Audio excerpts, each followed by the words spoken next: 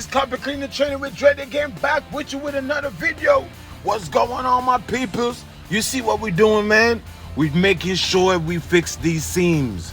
All right, this lady had a water extraction, and the plumbers, they got there.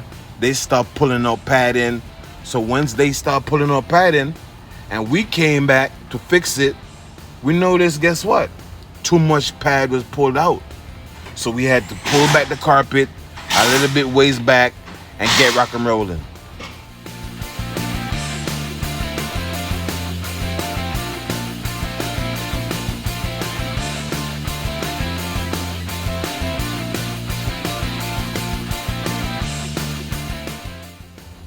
Yes, guys, so as you can see, each side of the carpet must have the seaming tape.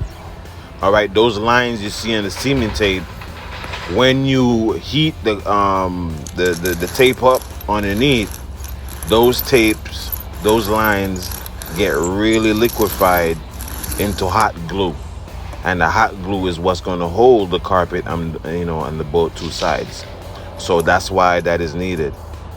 Normally when I use just like a regular iron, it's okay just for little small patches, but when you're doing industrial long cuts, that's where you need the professional carpet iron, where you could really get in there and secure it down. This is what holds all carpets in any commercial building, hotel, or residential carpet.